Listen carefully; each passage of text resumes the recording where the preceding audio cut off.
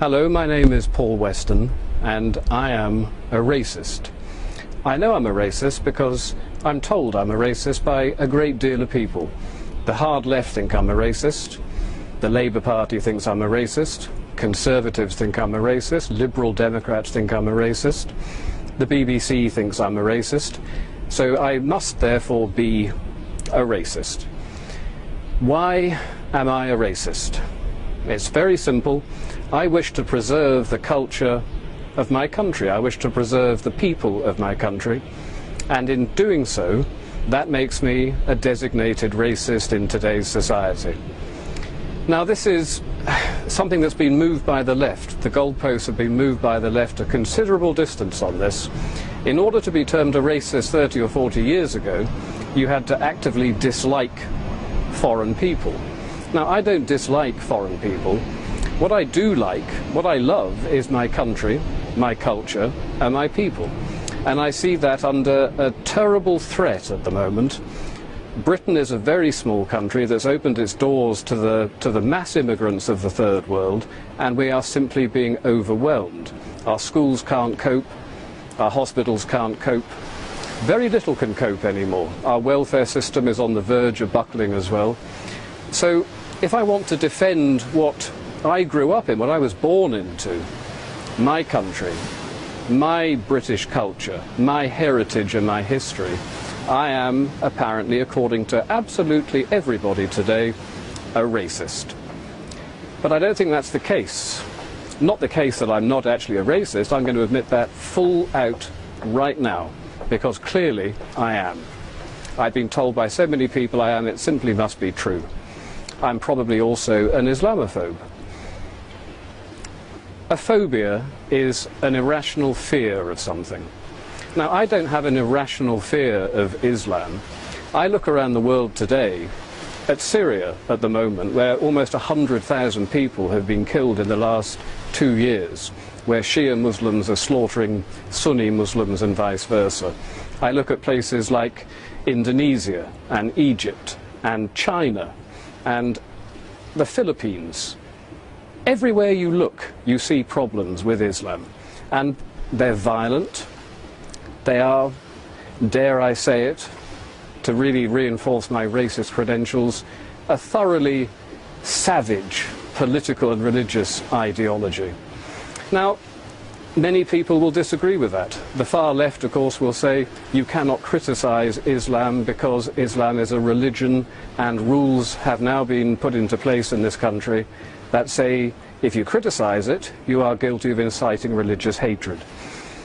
But Islam is not just a religion. Islam is a political ideology as well, and we need to call it out on the fact that it is also political. It is a culture that is both political and religious. And I would like to know if I'm able to say certain things about it. You know, we have a huge problem in this country that is not going to go away. It's going to get worse and worse and worse. We as a people are declining as a demographic, and the Islamic population is growing 9 times faster than any other. And when I look to the future, I see a full-blown religious civil war occurring in this country. The unthinkable things that are going on in somewhere like Syria today will happen in this country before 2040, certainly before 2050.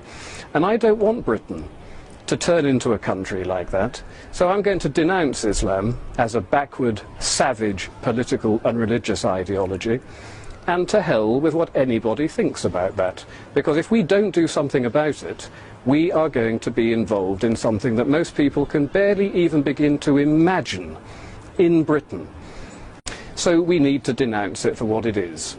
And we need to start mounting some sort of defence against this. But the trouble with mounting a defence against it is that you get hit with the racist accusation. I'm not a racist, but. Well, here's the thing. I am a racist. If I want to avoid a civil war happening in my country, I am prepared to accept being called a racist. And you should be prepared to accept being called a racist as well. Let's all just say, yes, we're dreadful, dreadful racists, and let's start denouncing an ideology that is the most primitive, backward, savage ideology that we've willfully imported into this country by the left, by people like Tony Blair, who did it deliberately in order to undermine our culture, our people, our country, my country.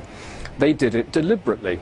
And then they said, you're not allowed to actually argue with us about this. Well, I'm arguing with you about this, Mr. Blair, and I'll tell you something. You denounced, you repealed the treason law shortly after you came into power. I think you committed treason, Mr. Blair. I think you committed treason when you said we are going to import the third world in order to rub the noses of the right in diversity. To me, that's treason. Your principal duty is to uphold the best interests of the people of this country. The idea that you deliberately set out to undermine us and to subvert us is an act that's criminal. It doesn't matter that you repealed the laws. Those laws can be brought back. And one day, Mr. Blair, you will be tried for treason, along with the rest of your cabinet and every single high-ranking Labour politician that allowed this criminal act to happen. And I'm going to tell you this.